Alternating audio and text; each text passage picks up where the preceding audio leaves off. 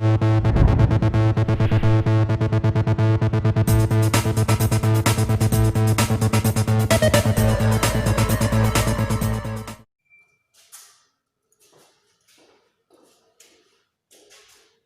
students, so let us continue our chapter.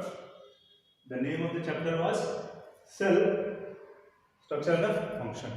In the previous classes, we have discussed about various type of cells. It was a sort of introduction about the cells. That cells are of different type in regard of their shape, size, and number also.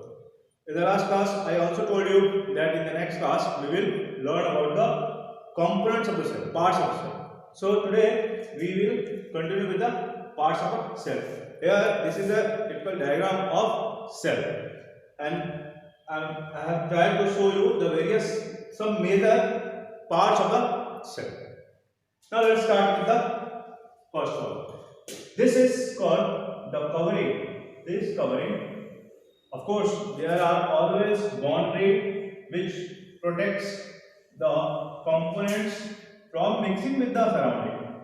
You have boundary in your house, the walls of your house, which prevents animals or the foreign substances or the organisms to enter in your house. Moreover, it also prevents your substances, the materials, the items from your house to be mixed up with the surrounding. So this is also a same type of wall covering layer which protects the substances inside the cell from mixing with the outside, and this is called cell membrane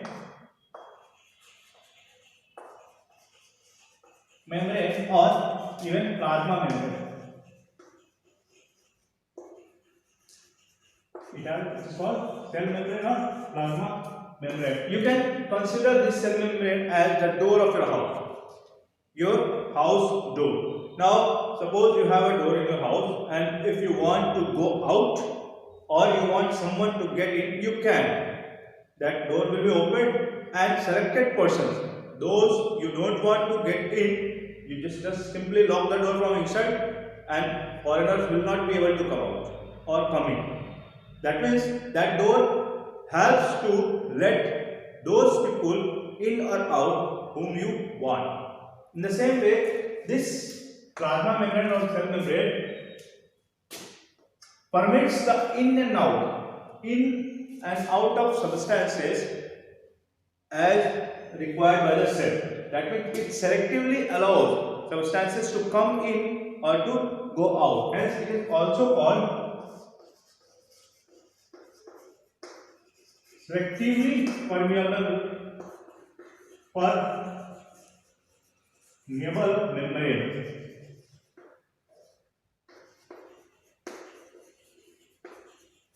Selectively permeable membrane because it selectively allows the in and out of some substances, the needful substances to get inside the cell, whereas the waste substances to move out from the cell. Hence, it is called selectively permeable membrane. Its name is cell membrane or the plasma membrane. Now, inside the cell, there is a matrix, jelly-like substance, a jelly-like fluid, which is called the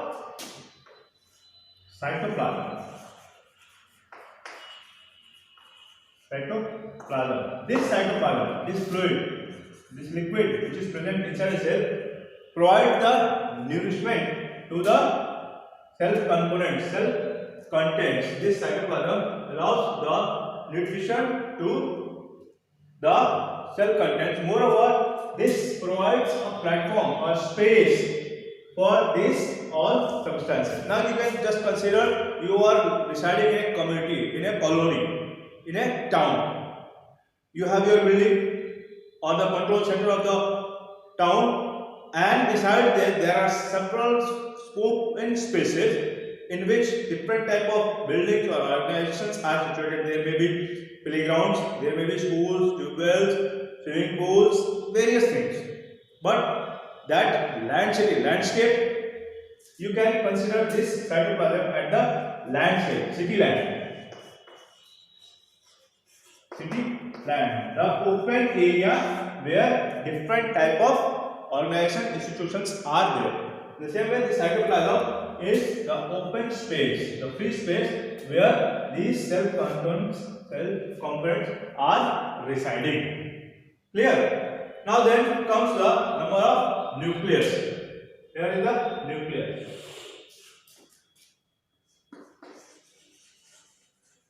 Nucleus. This is the central part of the cell and it is the most vital part of the cell because it controls all the activities of the cell. Now again consider your school as a cell in which there are different type of students, classes, teachers, staff, driver and so dice and so and so. But all these system is controlled by the principal cell. Hence, in the same way, nucleus is the control center of all the activities going in the cell. Nucleus is the cell. You can recall them as the head of the municipality corporation of your city, which controls all the activities of the city. If you compare this cell with your city, this nucleus is the municipality office which controls all the activities of the city. Got it? So we have discussed nucleus, we have discussed cell membrane, plasma membrane and cytoplasm. Now the remaining endoplasmic reticulum. Now the turn is of endoplasmic reticulum. This endoplasmic reticulum is just as we are comparing this cell as the cell as your city. This endoplasmic reticulum. Now, if you are in a city, there are several hotels and restaurants where you can get your refreshment. If you are hungry, you can also get your food. This endoplasmic reticulum is same as restaurant or hotel of your city. That means it provides nourishment, food for the cell organelles. Hence, this endoplasmic reticulum is called the restaurant of a cell. When you will go in higher classes, you will come to know that this endoplasmic reticulum is of two types, smooth as well as rough. However, don't bother now, you will come to know in higher classes. Yet, know that this endoplasmic reticulum are a sort of restaurant of the cell which provide nourishment or food for the cell contents. The next is mitochondria. Now you are again residing in a city and you need electricity.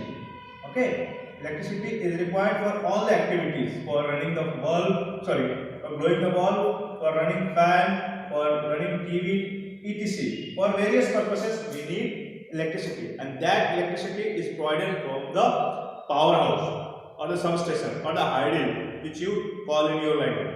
So this mitochondria is also as the powerhouse of the cell. It provides the essential energy for all the activities of the cell. Hence, as it is the powerhouse, the electric powerhouse of your city. Hence,